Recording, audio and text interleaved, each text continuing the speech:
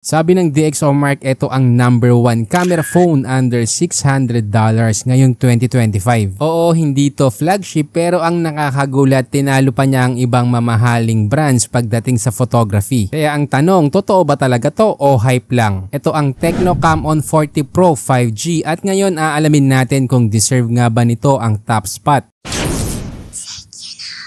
Meron tong 6.78-inch Full HD Plus Curved AMOLED, 393 ppi, 144Hz refresh rate, 1600 nits, Gorilla Glass 7i at 94% screen to body ratio. Ibig sabihin ng 94% screen to body ratio ay halos buong harapan ng phone puro display na. Manipis ang bezels kaya malaki ang display na magagamit mo kaya mas enjoy sa panonood, gaming at kahit sa pag-edit. Sa chipset, naka-Dimensity 7300 Ultimate 5G on Tutu score na around 689K, 12GB RAM, 256GB storage, Android 15 up to 3 major Android updates. Ibig sabihin aabot yan hanggang Android 18. Pagdating sa gaming, sa COD max out yung available settings at okay naman, walang lag at smooth yung experience. Okay, ngayon mapunta na tayo sa highlight ng device na to, ang camera. May 50 megapixel Sony LYT700C ultra night camera with OIS, 8 megapixel ultra wide at 50 megapixel front camera. Kaya mag video recording ng back at front ng 4K at 30 fps. Ito din ang best 5G flash snap AI camera phone with curved screen. Mapunta muna tayo sa ating tech board at i-explain ko ang flash snap. Ang flash snap ay isang camera feature na tumutulong sa iyo na makakuha ng malinaw na photo kahit gumagalaw ang subject. Ideal ito para sa mga moments na mabilis lang mangyari, yung tipong wala ka ng second take. Ngayon, paano to gumagana? Kapag napindot mo ang shutter button, automatic na mag-a-adjust ang camera settings para mabilis na makuha ang shot. Gamit ang AI at advanced image processing, binabawasan nito ang delay at inaayos ang image para iwas blurred. Ito ang sample ng flash snap. Kapag gumagalaw ang subject at kinunan mo gamit ang normal na camera, madalas lumalabas na malabo. Pero sa Camon 40 Pro 5G, malinaw pa rin ang kuha. At hindi lang yan, #1 din to sa DxOMark Global Photography Ranking under $600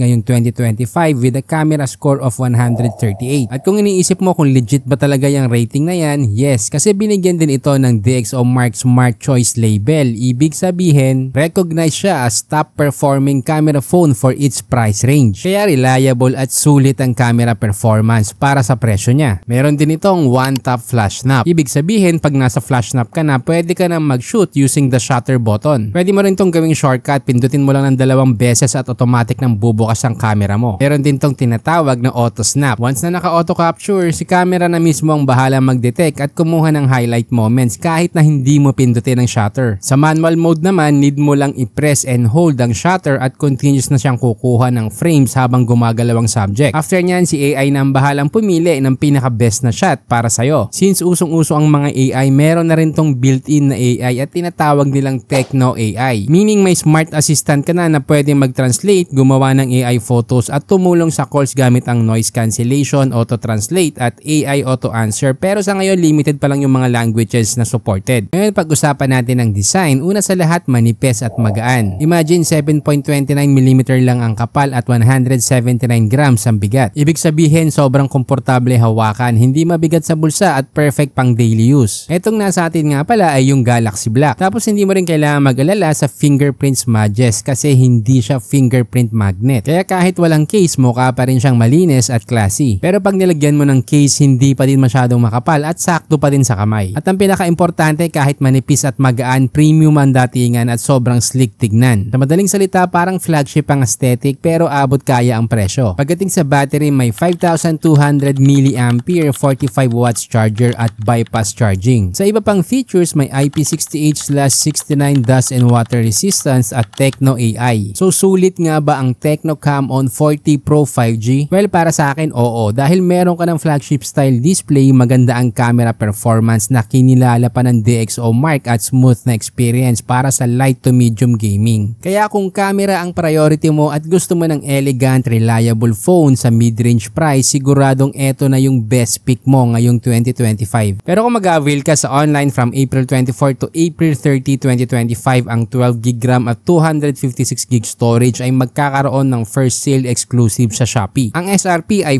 14,999 pesos pero ang final price ay magiging 12,999 at may kasamang limited common premium gift set. Para naman sa home credit mula April 24 hanggang May 10, 2025 may exclusive voucher na 500 pesos off for all variants. At kung magbabayad ka ng buo during offline pre-order gamit ang home credit, makakakuha ka ng hanggang 2,000 discount. Ang loan term ay hanggang 12 months with 0 interest rate kada buwan at ang monthly payment ay pwede magsimula as low as 27 pesos per day. Ilalagay ko na din yung link sa description kung saan mo ito mabibili at official yan. Gumawa din kami ng FB group na smartphone tips kaya kung ayaw mong masayang ang pera mo sa pagbili ng maling smartphone, mag-join ka na at kami mismo maghahanap ng best option at price para sa'yo. By the way, ginawa ko nga pala ang TechYouKnow dahil sa dami ng smartphones na lumalabas ngayon, napakahirap nang mamili. Kaya dito sa channel kami mismo ang nagre-research para malaman kung anong device ang pinakasulit para sa budget mo. Pero para makagawa pa kami ng ganitong content, kailangan din namin ng suporta mo kaya huwag kalimutan mag-subscribe, i-like at i-share ang ating video.